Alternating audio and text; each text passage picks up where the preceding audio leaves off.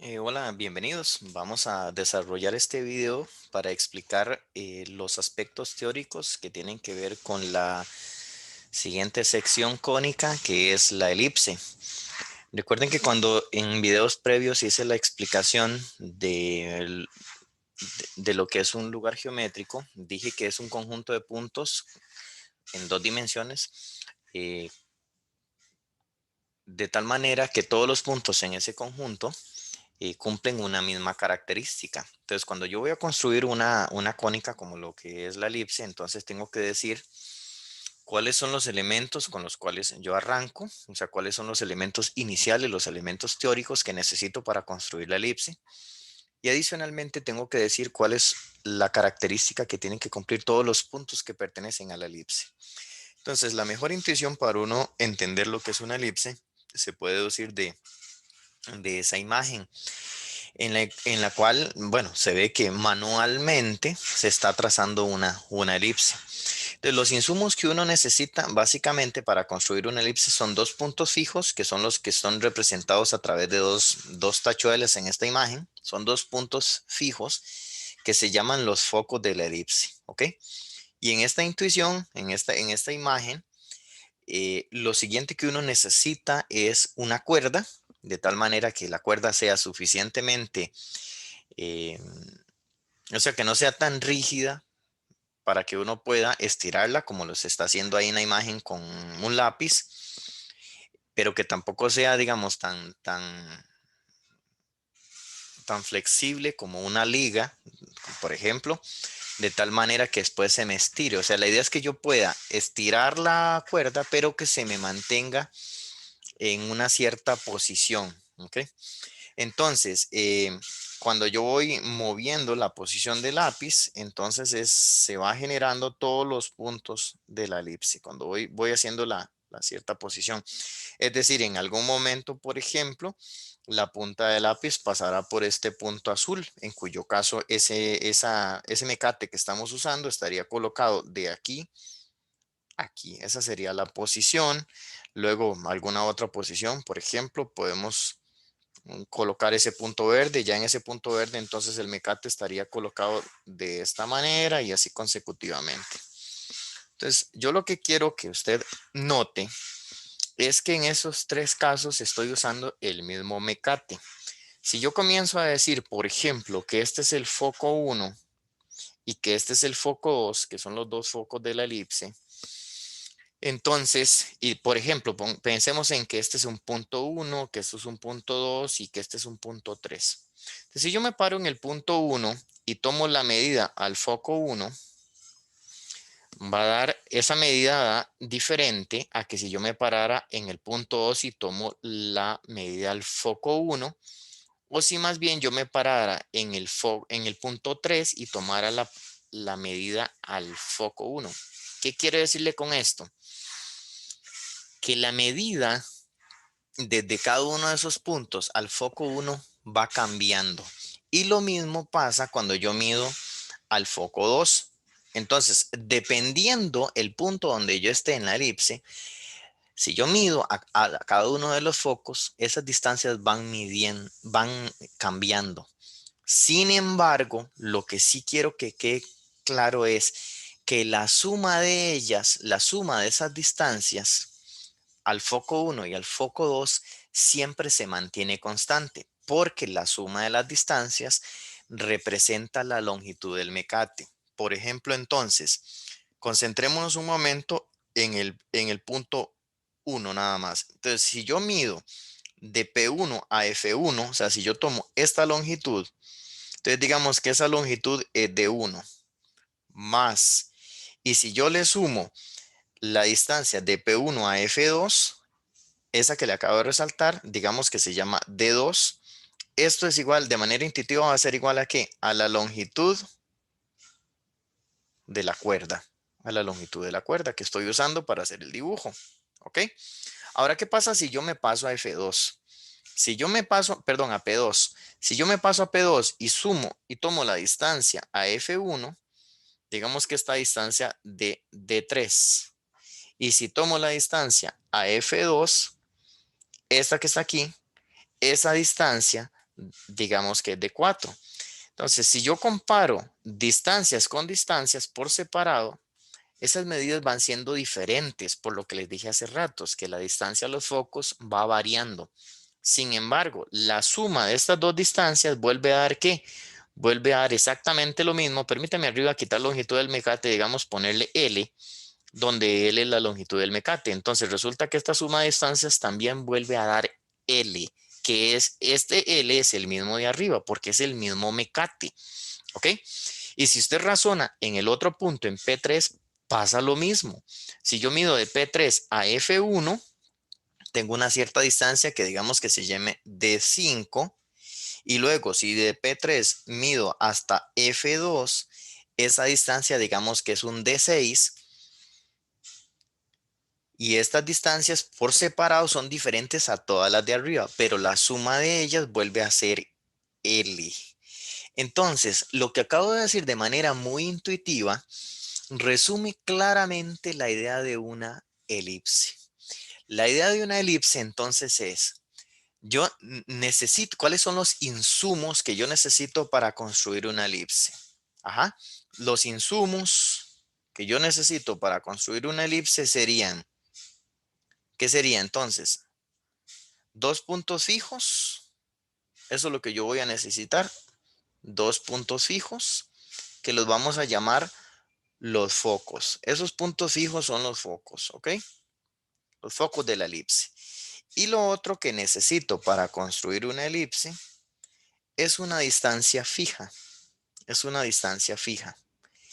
Esa distancia fija, en la intuición que les estaba explicando arriba, es la longitud del mecate. Es decir, yo necesito que el mecate ni se me estire ni se me encoja. Por eso es que les decía que una liga no me sirve para hacer la construcción de una elipse. Tiene que ser un mecate que sea maleable, o sea, que se pueda, pero que tampoco que me ceda a la presión del lápiz de tal manera que se me estire, porque si no, no tendría una longitud constante para el mecate. ¿Okay? Entonces, cuando yo pongo aquí una distancia fija, me refiero a la longitud del mecate. Entonces, con estos dos insumos, ya tengo los insumos. Ahora, ¿cuál es la característica común que tienen que cumplir los puntos en la elipse? Es lo que les trataba de simular aquí arriba. La característica común es que la suma de, cuando yo me paro un punto en la elipse,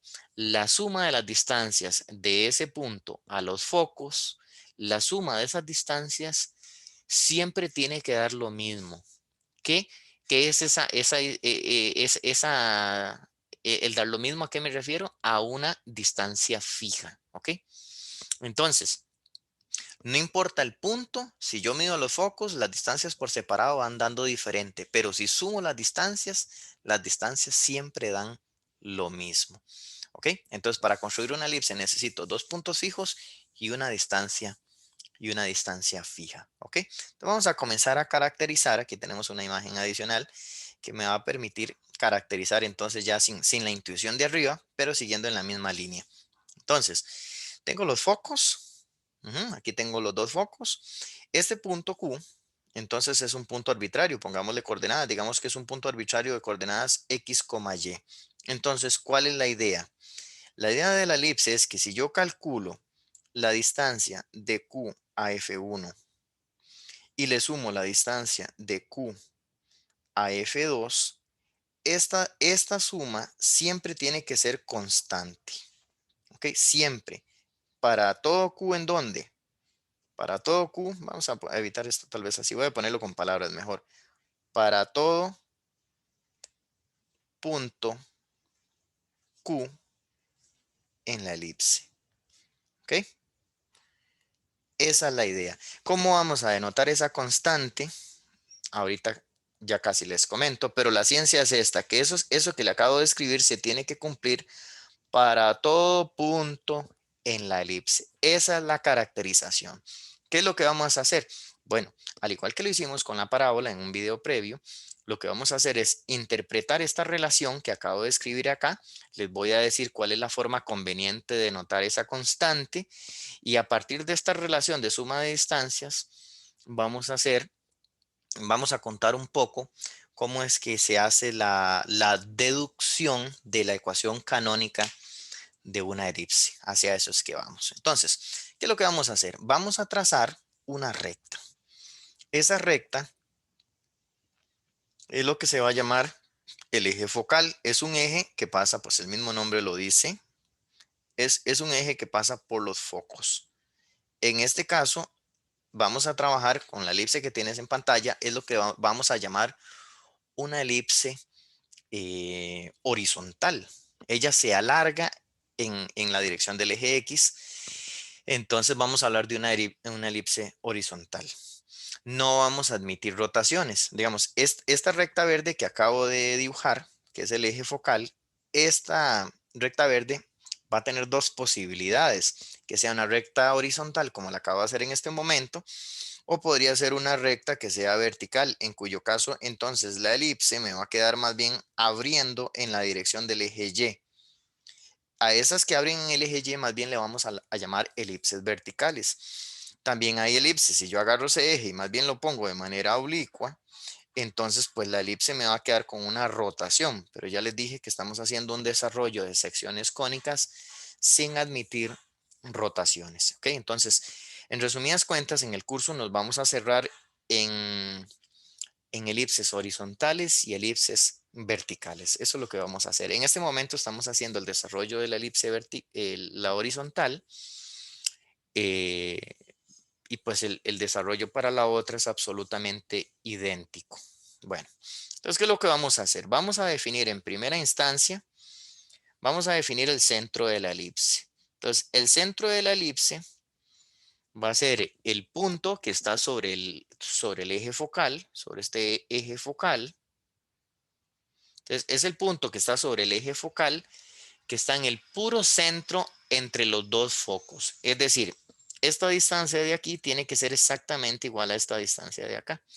Y a ese lo vamos a llamar el centro de la elipse. Entonces vamos a ponerle por acá el centro O y va a tener coordenadas H, K. Ese es como el convenio a como utilicé el H, K para el centro de la circunferencia, o también utilicé el H, K en un video previo para denotar el vértice de una parábola. En este caso voy a llamarle H, K al centro de la elipse. ¿Ok? Bien, entonces, hecho eso, lo que voy a hacer a continuación es trazar otro eje. Voy a trazar otra recta que sea, vamos a tirarla en otro color, es otra recta que sea perpendicular al eje focal y que pase por exactamente el centro de la elipse. ¿Ok? Entonces, esa recta que acabo de trazar es una recta perpendicular. Esa recta me permite en particular hablarle de un punto que tiene particular importancia para la elipse. Entonces voy a pararme específicamente en este punto y bueno, si hago la explicación sobre el punto de arriba, automáticamente estaría haciendo la explicación para el punto de abajo, dado que como usted puede notar, la elipse va a ser una figura simétrica. ¿Qué es una figura simétrica? Entonces voy a centrar mi explicación en la parte de arriba. Entonces, ahí donde estoy, permítame para agarrar la herramienta de segmento. Y ahí donde estoy exactamente, voy a trazar lo siguiente para que usted lo note. Cuando yo voy construyendo la elipse, en ese punto rojo, entonces la posición del mecate, en la intuición del mecate, lo que está explicando, va a estar colocado de esta manera. Al estar colocada de esa manera, entonces va a tener una particular importancia por lo siguiente. Resulta que aquí se me van a formar, se los voy a resaltar muy levemente para no ensuciar mucho la figura.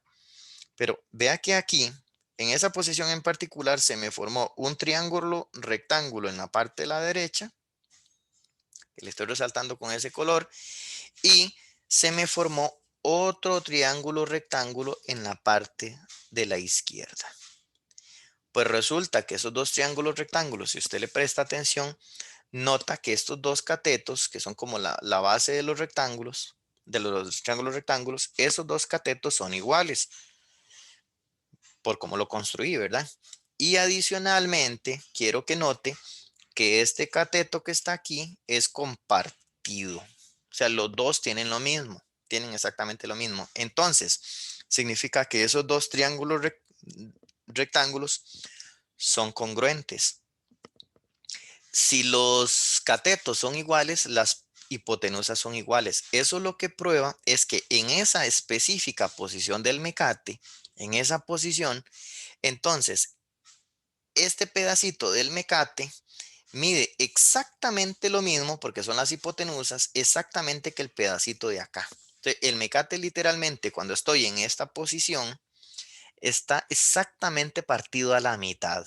Eso no siempre pasa, por eso les decía que ese punto era de particular importancia. Evidentemente, si yo me vengo a este punto Q, el pedacito del mecate que estoy usando acá es menor que el que estoy usando a la hora de irme al otro foco, ¿verdad? Obviamente. Pero en este punto rojo en particular, estoy exactamente en la mitad. Entonces, resulta que convenientemente yo voy a incorporar una variable adicional que es la variable A. Es como el convenio que normalmente se utiliza. Entonces, yo lo que voy a asumir es que la longitud del mecate, que arriba le puse L, voy a denotar a L, a la longitud del mecate, la voy a denotaré la longitud del mecate, le voy a llamar dos veces A, que voy a utilizar permítame porque borré el eje focal, vamos a ver si, no, lo borré hace ratos, entonces lo voy a tener que volver a dibujar, permítame un momento. Ya volví a dibujar el eje focal y lo que les estaba diciendo entonces es que voy a denotar la longitud del mecate como 2A. O sea, voy a incorporar una variable que se llame A de tal manera que la longitud del mecate es 2A. La conveniencia del por qué el 2 es simplemente con el objetivo de que cuando estoy colocado exactamente en esta posición, como el mecate está particionado, exactamente, o sea, está partido en el puro centro, entonces este pedacito de acá mide A y este pedacito de acá también va a medir A.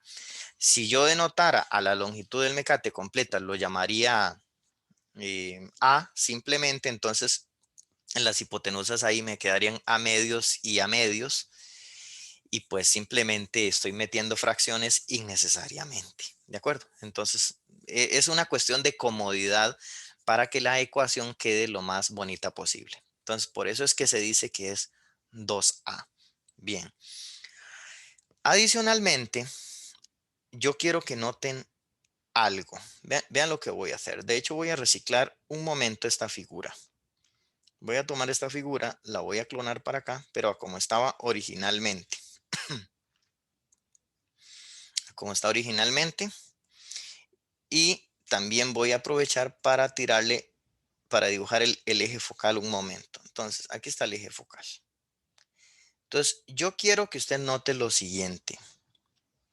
Por la forma en que yo voy construyendo la elipse, entonces uno va dibujando los diferentes puntos, que este punto, que este otro, y en cada uno de esos puntos usted tiene que tirar el mecate desde el punto al foco 1 y desde el punto al foco 2, y así consecutivamente.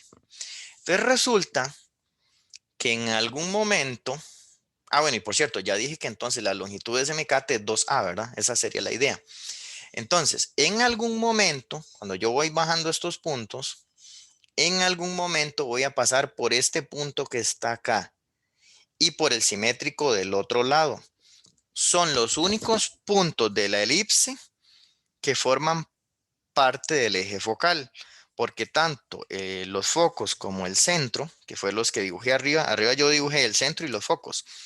El foco los focos y el centro no forman parte de la elipse. ¿Okay? El conjunto, ya propiamente, el lugar geométrico es esta curva negra, ¿verdad? Entonces, ni los focos ni el centro forman parte de la elipse. Los focos simplemente son una herramienta necesaria, un insumo para usted poder construir la elipse, pero no forman parte de la elipse. ¿Okay? Pero estos puntos sí, estos puntos que estoy resaltando en rojo aquí sí. Esos puntos tienen nombre en particular. Esos puntos los vamos a llamar los vértices. Este va a ser como el vértice 1 y este va a ser el vértice 2. Entonces, los vértices son los únicos puntos de la elipse que forman parte del eje focal. O sea, los vértices siempre van a estar alineados con los focos, siempre. Ok, entonces, lo que quiero que notes es que en algún momento el mecate va a quedar localizado de esa manera. O sea, en algún momento yo voy dibujando los puntos, les hacía la similitud aquí en rojos. En algún momento entonces, estos puntos, en algún momento voy a llegar a dibujar ese punto. Entonces, lo que quiero que razone un momento de manera muy intuitiva es, cuando exactamente llego a este punto rojo, que es el vértice 2, ¿cómo estaría colocado el mecate? El mecate estaría colocado de la siguiente manera. Permítame para resaltárselo en algún color y voy a hacerlo más gordito. El mecate estaría colocado desde el foco 1 hasta aquí. Y como le está pasando por encima de los focos, entonces yo tendría un traslape. O sea, estoy teniendo aquí un traslape porque recuerde que del punto donde yo estoy dibujando hay que ir hasta el foco 1 y hasta el foco 2. Entonces, si voy desde el vértice 2 hasta el foco 1, me queda esa línea celeste. Y si voy desde el vértice 2 al foco 2, me queda esto que está aquí. Es ese pedacito, ¿verdad? Entonces, ese pedacito, voy a ver si lo puedo agarrar. Este pedacito lo voy a correr un poquito más arriba para que se note mejor. Hay un traslape de la parte del mecate celeste con la parte del mecate rojo. Si yo hiciera exactamente lo mismo para el otro lado, va a pasar lo mismo. Entonces, este pedacito rojo que está generando el traslape, digamos que yo lo corte ahí con la tijera y me lo llevo y él me va a calzar exactamente acá. Entonces, el pedacito, le repito, el pedacito que está generando traslape aquí, cuando voy desde el vértice 2 hasta el foco 2, si yo lo cortara, si esto fuera una cuerda y lo corto con la tijera y me lo llevo ese pedacito para que ya no haya traslape ahí, entonces si yo me lo llevo y lo coloco al otro lado, yendo desde el vértice 1 al foco 1, calzaría perfecto. Con eso lo que le quiero decir es que entonces la distancia entre los vértices coincide exactamente con la longitud del mecate. ¿Ok? O sea, si yo agarrara el mecate y lo estiro completamente, es exactamente la distancia que hay desde el vértice 1 hasta el vértice 2. La conclusión de esta explicación es que si yo le digo a usted cuánta distancia hay desde V1 hasta V2, esa distancia es exactamente la longitud del mecate y ya arriba definí que la longitud del mecate es 2A. Adicionalmente, tomando en cuenta que aquí yo tenía el centro de la elipse, entonces esto tiene como consecuencia que la distancia desde el centro hasta el vértice 2 va a ser A y la distancia del centro al otro vértice también va a ser A. ¿Ok? Entonces, a este eje, vamos a apuntarlo por acá, el, el segmento que une a V1 con V2 se le llama eje mayor. Se le llama eje mayor. Y ese eje mayor mide, de acuerdo con lo que le acabo de justificar, mide exactamente 2 veces A. Y por lo tanto, la longitud del eje mayor coincide con la longitud del mecate. Es exactamente mide 2A. A la mitad del eje, o sea, si yo más bien me paro en el centro O y voy desde O hasta V1 o hasta V2, a ese eje, como es la mitad del eje mayor, se le llama semieje mayor. Entonces, cuando usted le hablan de semieje, es la mitad del eje. Si me hablan de semieje mayor, entonces me diría A, que sería el segmento que une el centro con cada uno de los vértices. Entonces, para que tengan claro, el semieje mide A. Entonces, ya definimos también los vértices de la elipse. Bien, genial. Eh, Regresando a la figura que tengo arriba, bueno, ya tengo entonces una variable A que me controla la distancia. Esto grábeselo porque así es. ¿Qué va a controlar en todas las elipses? La A controla la distancia del centro a los vértices. Eso es lo que controla A. Adicionalmente, 2A sería la longitud de todo el eje mayor, que es el segmento que une los vértices. Entonces ya tenemos una variable A haciendo algo. Bien. Ok, a este punto que está aquí arriba, ahora sí, regresando a lo que estaba, vamos a llamar a este segmento, permítame para resaltarlo, vamos a llamar a este segmento, vamos a ponerlo con color azul, a este segmento que está aquí, lo vamos a llamar el eje menor. De hecho, le voy a resaltar en este momento los ejes. Esos que están en azul sería el eje mayor y el eje menor. Ya el eje mayor se lo expliqué. Le conté que este que va a estar aquí son los vértices. Estos dos van a ser los vértices. Y el segmento que pasa por el centro de la elipse de manera perpendicular, cuyos extremos son dos puntos de la elipse, a ese segmento le vamos a llamar el eje menor. ¿Ok? Entonces, este que está aquí, a todos le vamos a llamar el eje menor. Al eje entero, ¿verdad? Si yo, por la simetría de la figura, si yo estoy pensando solo en la parte de arriba, entonces eso ya sería un semieje. ¿Ok? Entonces, eje es todo, semieje es la mitad. Entonces, vamos a introducir una variable que controle la longitud del eje menor. La variable que se usa para eso en elipses es la b. Entonces voy a decir que aquí mide b y aquí mide b.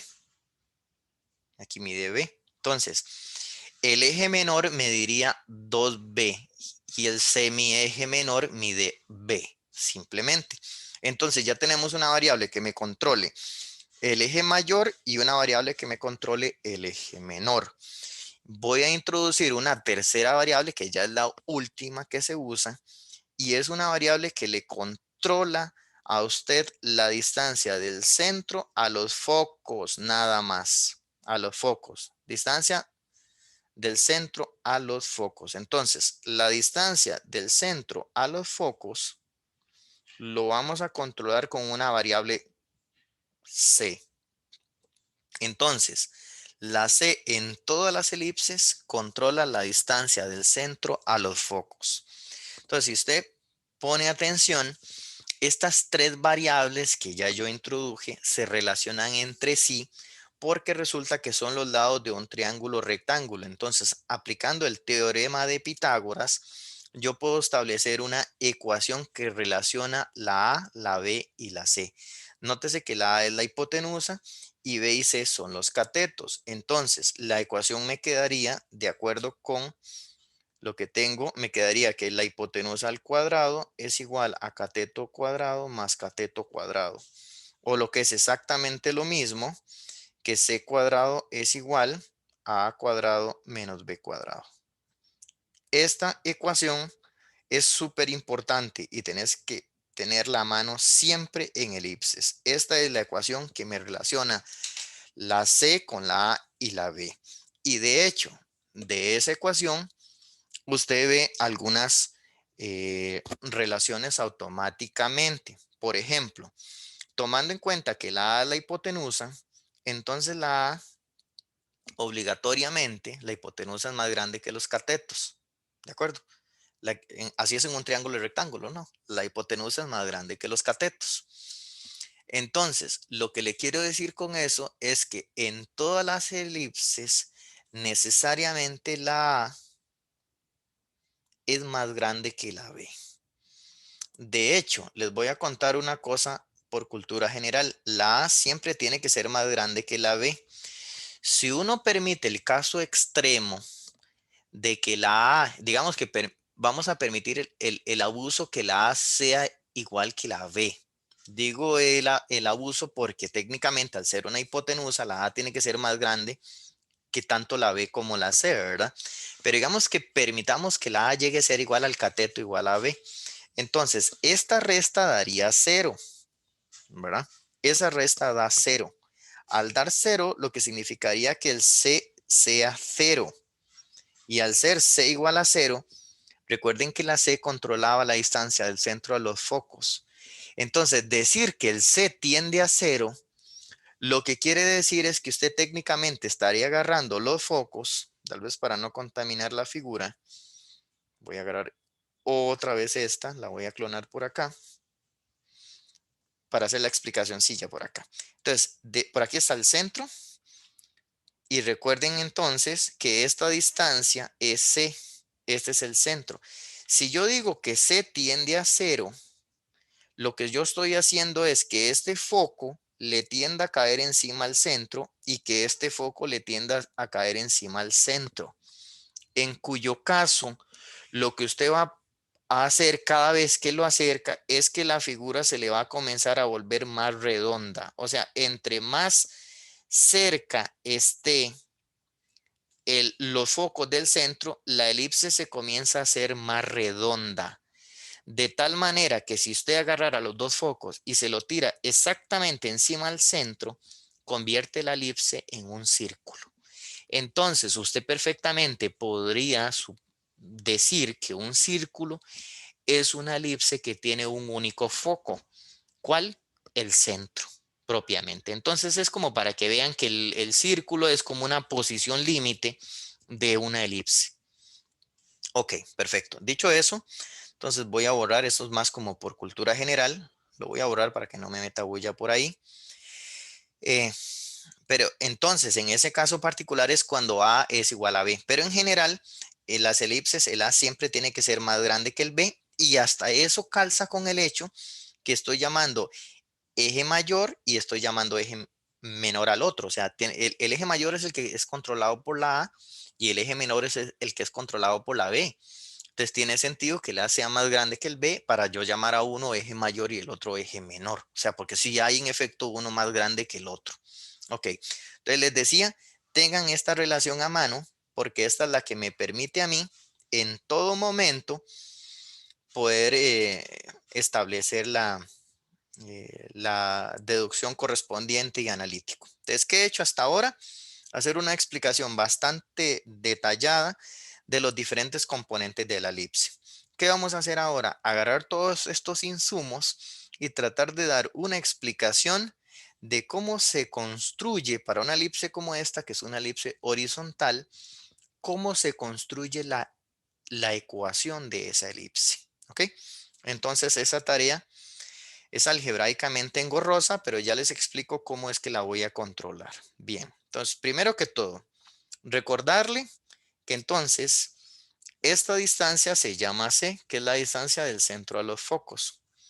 Por lo tanto, si yo le dijera a usted que me dé las coordenadas de este foco, como los focos, estoy hablando de una elipse horizontal, entonces los focos están alineados horizontalmente. Por lo tanto, este corrimiento es un corrimiento completamente en el eje X. Entonces, ¿qué es lo que voy a hacer? El foco 2, ¿qué coordenadas tendrían? Sería pararme en el centro y correrme C para la derecha. Nada más. Entonces, eso me dejaría en H más C, porque me estoy corriendo es en el eje X. Y en altura no está variando. Entonces, la altura sigue siendo K. Entonces, ese foco tendría coordenadas H más C, K. Si yo más bien me fuera para el otro foco tendría coordenadas más bien H menos C porque me estoy corriendo hacia la izquierda, coma K. Listo.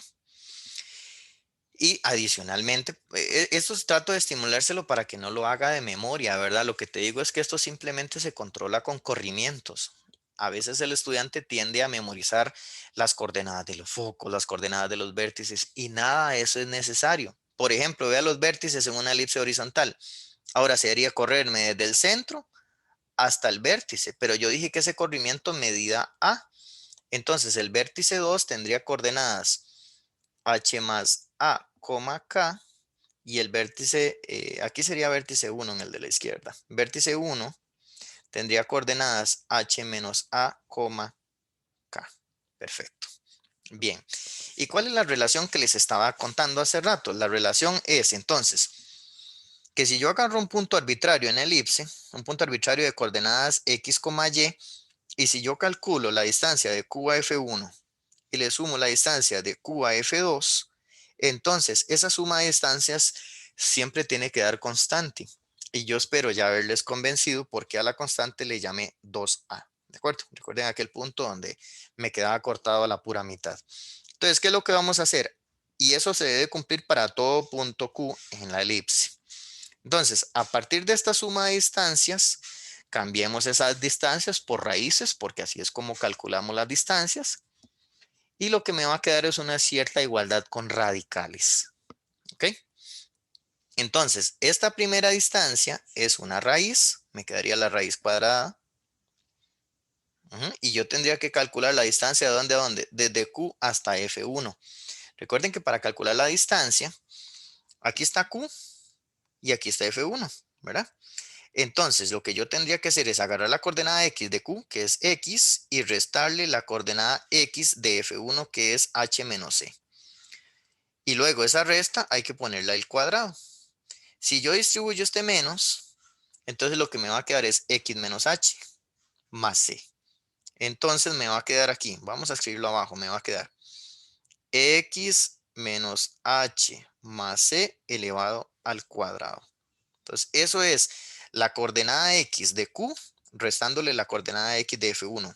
Y ahora la coordenada y, le resto la coordenada y. Esa sí es más fácil, porque simplemente me va a quedar y menos k más la coordenada y menos la coordenada y elevada al cuadrado.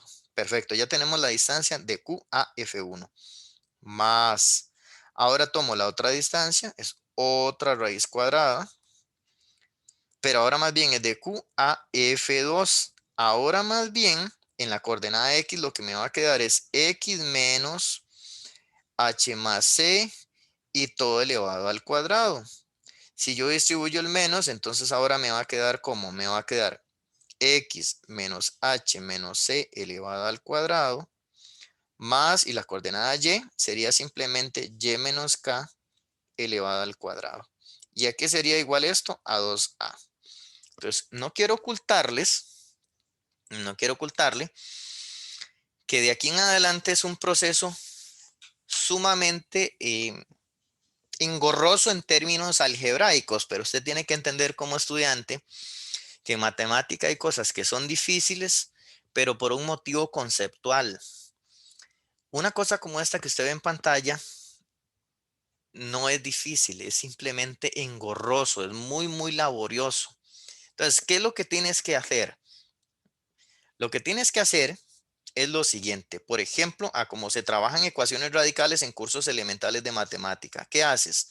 Agarra una de las raíces y la despeja. Entonces, esto le quedaría, si yo despejo, me va a quedar una cosa así. Me va a quedar igual a 2a menos esta otra raíz, que permítame, me la voy a cachar. Esta que está aquí. La pasé a restar. Y luego de que pasé a restar, entonces, ¿qué paso sigue? Lo que vas a hacer es agarrar ambos lados y elevas al cuadrado. Lo que estoy dando como una guía. Ya le digo qué voy a hacer. Elevo al cuadrado. La parte de la izquierda, como está elevada al cuadrado, me cancela la raíz. Entonces me queda simplemente x menos h más c elevado al cuadrado más y menos k elevado al cuadrado. Y en la parte de la derecha tienes que elevar, pero la fórmula notable. Entonces, primer término al cuadrado es 4a cuadrado menos 2 veces primero por el segundo, 4a, por la raíz de x menos c menos, ok, más y menos k al cuadrado, más la segunda al cuadrado, entonces se me cancela la raíz, entonces me queda x menos c menos h menos c al cuadrado más y menos k al cuadrado. Ese es el proceso de haber elevado al cuadrado. Entonces, usted comienza y nota que ya arriba tenía dos raíces y ahora en esta parte de abajo solo tiene una, la de acá. Entonces, ¿qué vas a hacer ahora? que ya aquí ya el procedimiento lo voy a dejar porque sigue siendo muy engorroso, pero les voy a decir cuál es la solución del asunto. Lo que sigue es despejar esta raíz, dejarla sola a un lado de la ecuación y volver a elevar al cuadrado. Cuando usted hace eso, ya elimina las raíces y comienza a acomodar. Evidentemente, yo no le voy a dejar solo en el proceso. Lo primero que yo quiero contarles es que después de que hagas todo ese proceso larguísimo, vas a llegar a esto. Aquí tengo la versión resumida. ¿A qué es lo que se va a llegar? A eso se llega. Después de que sigues haciendo todo ese proceso. Si usted presta atención, nota que esta ecuación a la que yo llegué, esta ecuación a la que llegué, en ninguna parte tiene C, en ninguna parte tiene C. Y resulta que si usted presta atención aquí, ahí sí hay C. Entonces uno se queda con la duda, uno dice, bueno, ¿y la C qué pasa con ella? Bueno, recuerde que le expliqué teóricamente que la relación que hay entre A, B y C en una elipse está dada por esto que está aquí. C cuadrado es igual a A cuadrado menos B cuadrado. Entonces, lo que te quiero decir es que en el proceso, en este proceso, en el proceso, se cambia el C cuadrado que aparezca, se cambia por A a la 2 menos B a la 2. Y por ese motivo es que la C desaparece. Ahora, yo sé que usted puede ser un estudiante, digamos, que dice, a mí me hubiera gustado terminar, ver el desenlace de la historia. Bueno, para efectos de que el video no se me haga muy largo, le dejé aquí como complemento de la deducción todo el proceso algebraico de qué es lo que faltaba para llegar. ¿Ok? Entonces aquí si usted quiere saca el ratito eh, y comienza a ver, ves que el primer paso es el que dice que le vea al cuadrado. Yo llegué como hasta aquí, pero faltaba todo ese proceso algebraico ahí para abajo, cancelar, cancelar, buscar semejantes y dele, y dele, y dele, hasta que, ves, de hecho, ve aquí, aquí es donde hago el cambio de C a la 2 por A a la 2 menos B a la 2 y aquí también lo hago. Entonces, después de hacer todo ese proceso súper engorroso, llego a la ecuación de una elipse horizontal. Entonces, créame que esta parte, pues, puede ser importante si usted quiere verlo alguna vez en su vida de cómo se hace. Ahí se lo dejo, en el PDF va a quedar. Y aquí queda en el video también, por si gusta analizarlo en el video. Pero no es como la parte fundamental. La parte fundamental de la elipse ya le expliqué. Esto es un proceso que es importante, pero no es fundamental. Entonces, después de que se acomoda, llegamos a esta ecuación que está aquí. Esta es la ecuación canónica de una elipse horizontal. Por eso es que en la parte de la derecha les pongo un diagrama de más o menos cómo quedaría el dibujo. ¿Ok? Esta es la ecuación canónica. Se sobreentiende que el término que va aquí, al igual que trabajamos en las otras cónicas, el H leído de aquí y el K leído de aquí forman el punto centro de la elipse. Luego, en los denominadores van a quedar los términos A cuadrado y B cuadrado. Y no es casualidad que debajo del término en X me haya quedado el A cuadrado. Recuerden que en una elipse siempre el A es más grande que el B. Entonces lo que le estoy diciendo con eso es que este denominador es más grande que el de acá. Y esa es la forma de cómo darse cuenta en general si estoy en una elipse horizontal o vertical. Es viendo en la ecuación canónica cuál denominador es más grande. Si el denominador más grande es el que está asociado, el que está debajo del término en X, significa que es una elipse horizontal. Y si más bien el denominador más grande es el de la Y, entonces sería una elipse vertical. Digo yo, ya es eso que acabo de decir es pensando en el contexto de un ejemplo en el cual usted ya no tiene letras, sino que tiene números. Usted tiene un 9, tiene un 4, cosas así por el estilo. Entonces lo que uno hace es ver los denominadores y se fija cuál es más grande. Esa es la forma de ver si estoy en una elipse horizontal o vertical. Eh, Como pueden ver aquí en la figura, como la elipse es horizontal, entonces uno se para en el centro. Este que está aquí es el puro centro, que es el H, K, y se corre a partir del H, K, se corre para la izquierda, para la derecha a unidades para llegar al vértice, luego a unidades para la izquierda para llegar al otro vértice, y el B más bien es hacia arriba y hacia abajo para ubicar el eje menor.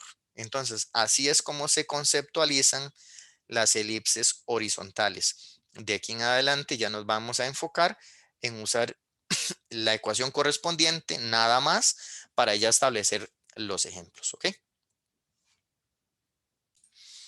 Como les mencioné entonces en esta página les dejo la deducción y ahora más bien les comento, ya se lo hago como un comentario porque es idéntico a la explicación.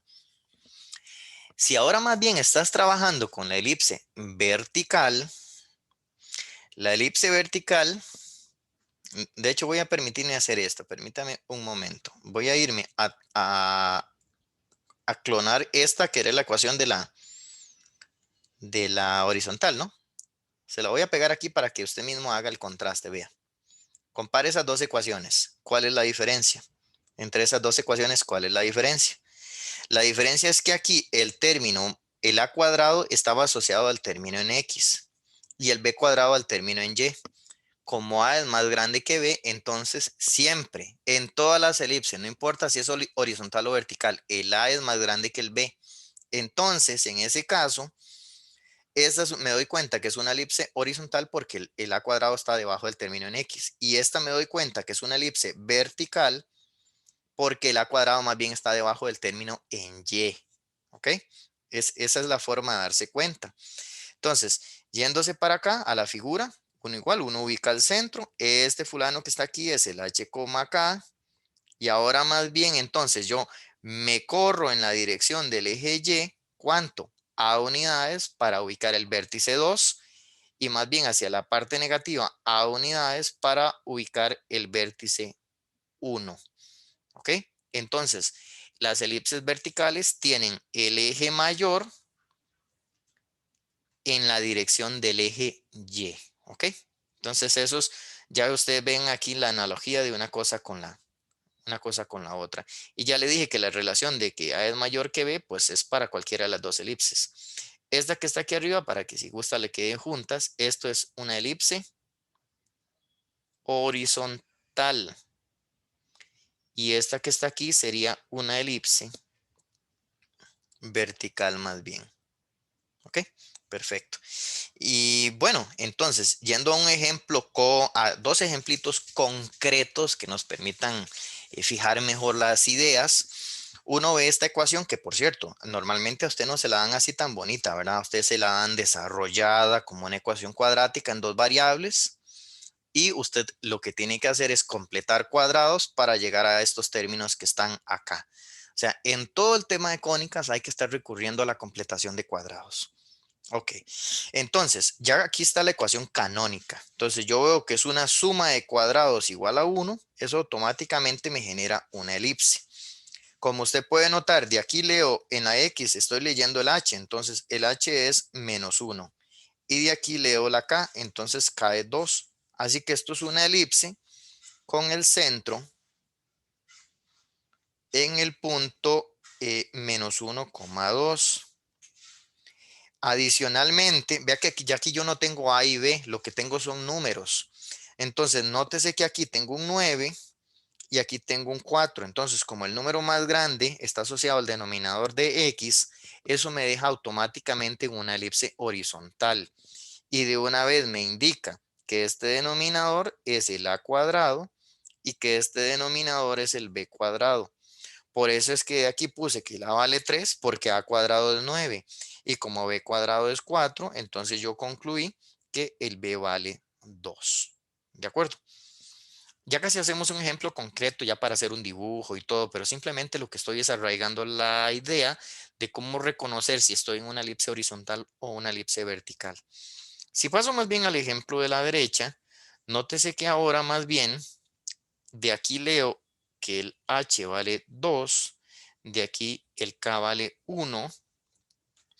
Y viendo los denominadores, noto que el más grande ahora es el que está asociado al término en y.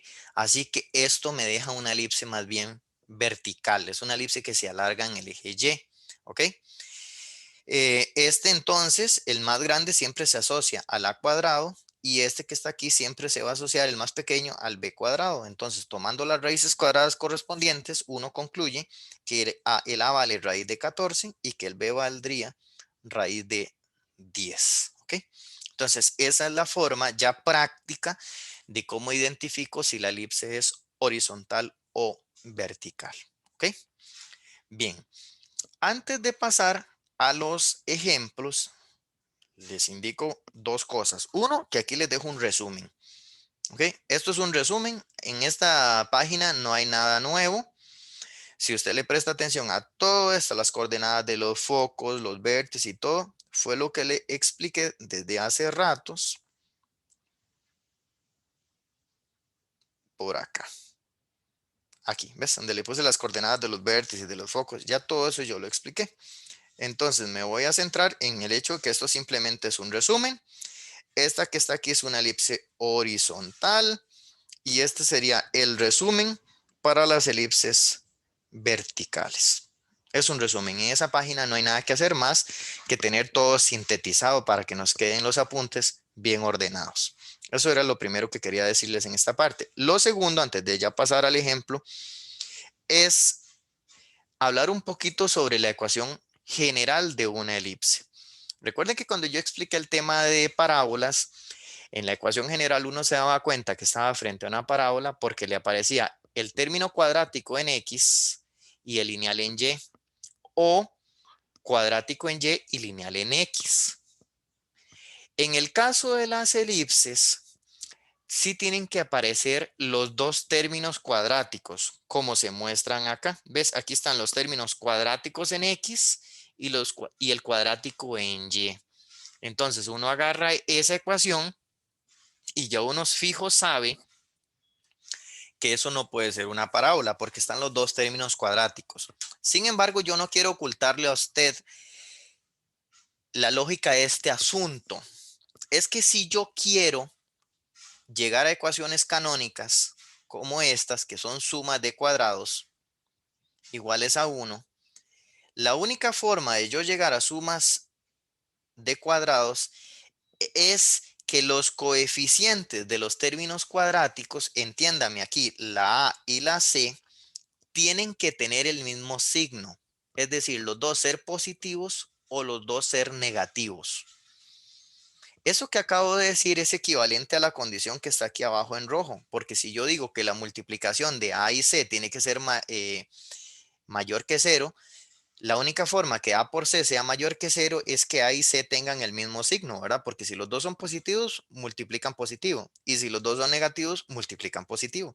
Entonces, decir que la multiplicación de esos coeficientes sea mayor que cero eh, es la condición necesaria para que cuando yo complete cuadrados, lograr una suma de cuadrados. Si más bien, ojo, si yo más bien multiplico el número de aquí con el número de acá, de los términos cuadráticos, y me da negativo, es porque tienen diferentes signos. Y en ecuaciones cuadráticas de este tipo, cuando tienen diferentes signos, si yo hago el proceso de completación de cuadrados, lo que me queda no es una suma de cuadrados, más bien me queda una resta de cuadrados. Y la resta de cuadrados no es lo que me está pidiendo la elipse. La resta es una suma de cuadrados lo que yo quiero. Le comento para ir adelantando lo que trabajaremos en un próximo video. Es que si más bien me queda una resta de cuadrados, va a ser otro tipo de cónica que se llama una hipérbola. ¿De acuerdo? Pero por el momento estamos con elipses. Ya le dije que entonces para poder llegar a una suma de cuadrados, cuando yo complete cuadrados, la única posibilidad es que los coeficientes de los términos cuadráticos tengan el mismo signo, los dos positivos o los dos negativos. ¿Ok? Sin embargo, quiero agregar una nota adicional a esto que acabo de mencionar. Es que cuando uno completa cuadrados, hay un riesgo. Ujú. Asumiendo que uno no se está equivocando, ¿verdad? Que no fue que hizo un proceso algebraico mal. Hay un riesgo que cuando yo complete cuadrados, podría ser que me quede una cosa como así. Eso es una suma de cuadrados y me quedó igual a -1. Por ejemplo, eso perfectamente puede pasar. Eso es una ecuación cuadrática, simplemente que no de tal manera que no existen puntos que las satisfagan. O sea, usted no puede tomar un valor de X y un valor de Y, sustituirlo ahí y pretender que al hacer esa suma de cuadrados me dé -1. Porque la suma de cuadrados siempre va a darte mayor o igual que 0. Entonces es imposible que dé -1. Entonces, una cónica como esta, lo que se dice, lo que se dice simplemente es que es una cónica que se degeneró. O sea, se degeneró. Es una cónica que está degenerada. Es una ecuación cuadrática que de tal manera que el lugar geométrico es vacío. No hay ningún punto en el plano que va a satisfacer esa ecuación cuadrática. Claro, estos son casos extremos. Uno esperaría que en un ejemplo concreto, en una evaluación donde le están pidiendo identificar de una cónica vértices, focos, o sea, entonces la cónica sí tiene que existir, obvio, ¿verdad? La cónica sí tiene que existir. Entonces, lo que yo le acabo de contar arriba, de que usted se fije en los coeficientes de x cuadrado y de y cuadrado que tengan que tengan igual signo para llegar a concluir que es una elipse, esa está asumiendo que cuando yo haga todo el proceso no me va a generar un proceso degenerado como el que le acabo de contar. O sea, voy a asumir que sí estoy trabajando en una cónica que sí existe, ¿verdad? O sea, que sí existe un lugar geométrico diferente de vacío. Esto quiere decir que sí hay puntos en el plano que van a cumplir con la ecuación. ¿Ok? Entonces, asumiendo ese escenario, que estoy hablando de un lugar geométrico no vacío, entonces en ese escenario, si estos coeficientes tienen el mismo signo, yo voy a tener certeza que tengo una elipse. ¿De acuerdo? Bien. Dicho eso, voy a hacer ya un ejemplo concreto. Aquí hay dos ejemplos. Voy a hacer uno de ellos, el que les marqué en la parte superior, el número 1. Dice, determine la ecuación canónica de la elipse dada en cada caso. Trace su gráfica indicando vértices, focos y el centro. ¿Ok? Entonces, obviamente también si me están pidiendo que trace la gráfica, entonces para trazar la gráfica necesito las intersecciones con los ejes. Ese proceso ya lo adelanté. Recuerden que cuando yo quiero intersecciones con los ejes, lo que debo hacer es tomar una de las variables iguales a 0. Por ejemplo, si en esta ecuación de arriba yo tomo x igual 0, lo que quedaría es el 9y cuadrado, el 18y y el menos 11 igual a 0, que es esta ecuación que le estoy poniendo aquí arriba. Al resolver esa ecuación cuadrática, entonces salen dos valores aproximados que les escribí por acá, que es el menos 2.49 y el 0.49. Esas son las intersecciones aproximadas de la cónica con el eje Y. De la misma manera, si yo más bien me devuelvo a esta primera ecuación y cambio la Y por 0, lo que me va a quedar es 4x cuadrado menos 16x menos 11 igual a 0, que es la ecuación que le estoy apuntando aquí abajo, que tiene soluciones aproximadas menos 0.6 y 4.6. Entonces ya ese proceso de intersecciones lo adelanté. Lo otro es notar que asumiendo que esto no se degenera, o sea que estoy trabajando con una cónica que está bien definida, lo cual debería ser dado que arriba me están pidiendo que busque los vértices, los focos, o sea, no me van a poner a buscar todo eso de alguien que no existe, ¿verdad? Entonces, estos son ejercicios que están bien definidos. En ese caso, ¿qué es lo que vas a hacer? Lo que vas a hacer es notar que esto es una elipse, porque si yo veo el coeficiente x al cuadrado y el de y cuadrado, los dos tienen el mismo signo. En este caso, los dos son positivos. ¿Ok? Entonces, en ese caso ya tengo certeza que es una elipse. Lo siguiente sería agarrar la ecuación que, como usted puede notar, está desarrollada y así probablemente es como usted se la vaya a topar y hay que completar cuadrados. Para eso, entonces, agarro el 4x cuadrado y el menos 16x, que son los términos en x, los agrupo. Ahora agrupo los términos en y, que sería el 9y cuadrado más 18y. Y el término independiente que se quedaría entonces igualado a 11, ¿verdad? Agarré el 11 y lo pasé para la derecha. De aquí, haciendo el proceso de completación de cuadrados, que pues lo voy a hacer como una cortesía, saco el 4 factor común, entonces me va a quedar x cuadrado menos 4x. Y en esta otra parte saco el 9 factor común, entonces me queda y cuadrado más 2y igual a 11. Y luego ya completando cuadrados, uno nota que tiene que abrir paréntesis grandotes aquí por el coeficiente que tenía al frente, igual aquí.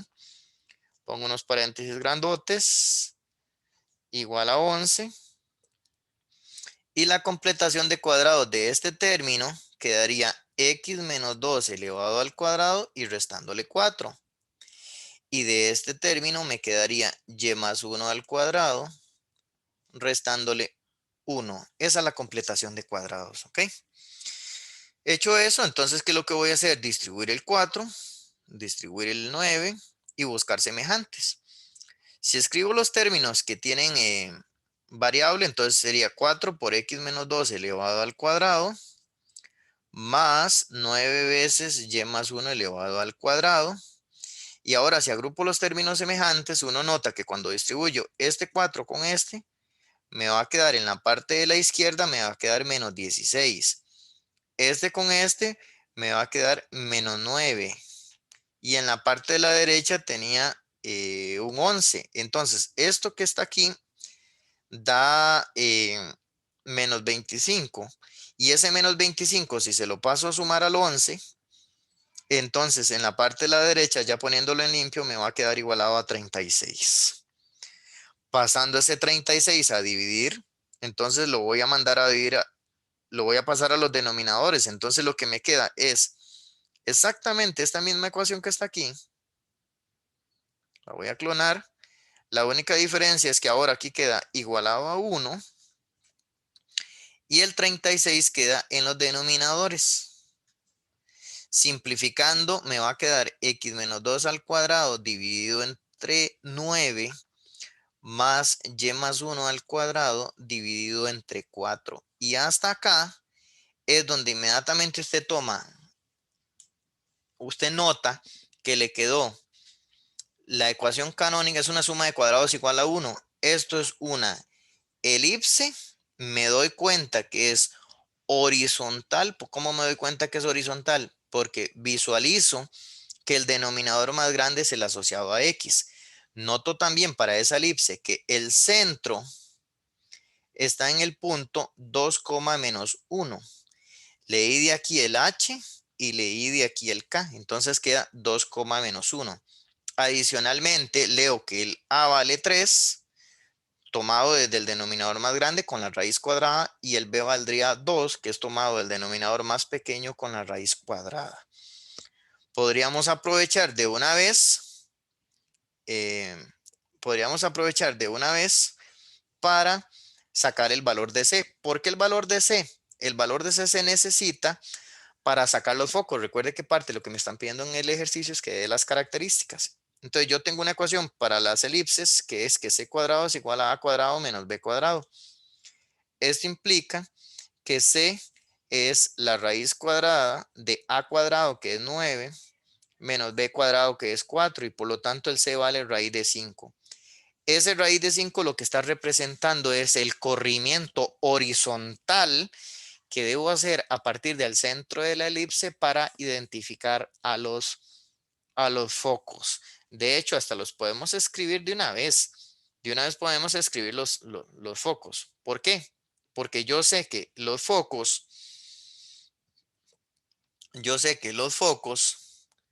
sería, ponga mucha atención, lo que voy a hacer es pararme en el centro, que es el 2, menos 1, y correrme hacia la izquierda y la derecha. Por eso voy a poner 2 más menos raíz de 5. Eso lo que quiere decir es que me estoy parando, o sea, lo que acabo de escribir es, me estoy parando en el 2, menos 1 y me estoy corriendo para acá raíz de 5 y me estoy corriendo para acá raíz de 5 para identificar los focos. Por lo tanto, este punto sería el 2 más raíz de 5, menos 1, y el de aquí sería 2 menos raíz de 5, menos 1. Por eso es que lo denoté así de manera general como 2 más menos raíz de 5, menos 1. Ahí están los dos focos automáticamente. ¿Ok? Bueno, yendo ya a hacer la parte de la figura, Entonces en el sistema coordenado que tengo acá, voy a ubicar el centro, que sería el 2, menos 1. El 2, menos 1 es este puntito que está por acá. Este es el 2, menos 1. Ese es el centro. Y como es horizontal, entonces me corro en el eje X la cantidad más grande que es A. Recuerden que, véalo aquí en la derecha arriba, la A vale 3 y la B vale 2. Significa que tengo que correrme en X 3 unidades para ubicar el eje mayor. Y en el eje Y tendría que correrme 2 unidades. Si me corro 3 unidades en X, llego hasta acá. Y si me corro 3 unidades en X otra vez, llego hasta acá. Esos puntos son los vértices. Pues recuerden que los vértices son los extremos del eje mayor. Entonces, este es el vértice 1 y este es el vértice 2. Entonces, de una vez hasta lo podemos apuntar. Los focos ya los teníamos. Voy a borrarlos de acá. Y los vértices serían entonces los puntos 5, menos 1 y menos 1, menos 1. Esos son los dos vértices. Es parte de lo que me pedían también. Y ahora, los extremos del eje menor serían abrirme 2 unidades. Entonces, a partir del centro en el eje Y, si me abro 2 unidades hacia arriba, 2 unidades hacia abajo. A esos puntos no tienen ningún nombre en especial. O sea, simplemente uno dice los extremos del eje menor. Y bueno, y si quiero generar ya una gráfica con mucho más precisión, recuerde que me puedo apoyar en las intersecciones, siempre. Recordemos que las intersecciones con el eje Y era en 0.49, digamos 0.5, y esto sería menos 2.5. Entonces vamos a ubicar eso. Menos 2.5 anda como por acá.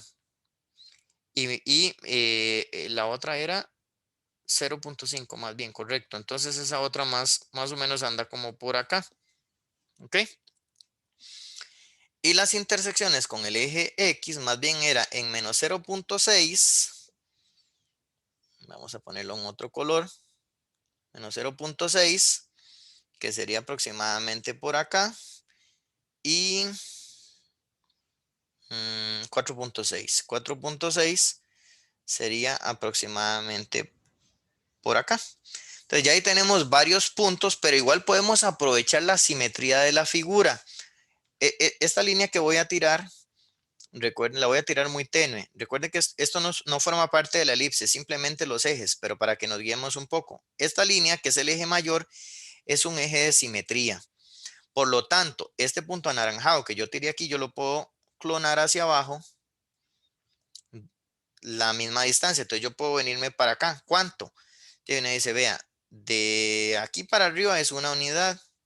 Entonces yo podría venirme una unidad hacia abajo y coloco el simétrico. ¿Ves? Aquí puse el simétrico de ese y en la parte de la derecha puedo hacer lo mismo y colocar el simétrico correspondiente, ¿verdad? A como yo sé también, ya con esto vamos viendo la idea claramente, que también aquí yo tengo otro eje de simetría. Entonces, ese eje de simetría, si estoy tirando la elipse con mucha precisión, me deja ver que este punto tiene que tener un simétrico a 2 unidades también. Entonces, ¿qué punto le tocaría en el simétrico? Le tocaría uno por acá y este de acá, usando simetría, le tocaría un punto por acá. Y bueno, ya con ese montón de puntos ya manda que uno no logre ver la forma muy precisa de esa elipse, que sería una cosa como así. ¿Ok? La parte de abajo. Permítame para acomodar la tableta. Entonces ahora sería una cosa como así. Y una cosa como así. ¿Ves? Y ahí tenemos entonces un trazo bastante adecuado. Mucho más bonito se ve si me alejo de la elipse en cuestión. Entonces vamos a ver si ya hicimos todo lo que nos estaban pidiendo. Nos estaban pidiendo en el enunciado que buscáramos la ecuación canónica. Aquí está. No le puse nombre, pero esta que está aquí es la ecuación canónica. La ecuación canónica. Adicionalmente, dice que trace su gráfica, ya lo hice, indicando vértices, focos y el centro. ¿Ves? Entonces ya tengo todo, tengo los vértices, el foco y el centro. Entonces ya respondí todo lo que me pide la pregunta. Les estimulo que ustedes como ejercicio realicen la número 2. Realicen la número 2 haciendo un proceso muy similar para que fortalezcan las diferentes características de la elipse. ¿Qué es lo que nos haría falta por ahora? Hacer un video adicional, como lo hice también con la parábola, donde resuelvo ya ejemplos con un corte un poquito más teórico que involucre la elipse e idealmente la elipse mezclada con parábola o cosas por el estilo. Pero en términos conceptuales, esto ya culmina la explicación teórica sobre las elipses. Entonces, estamos listos. Muchas gracias.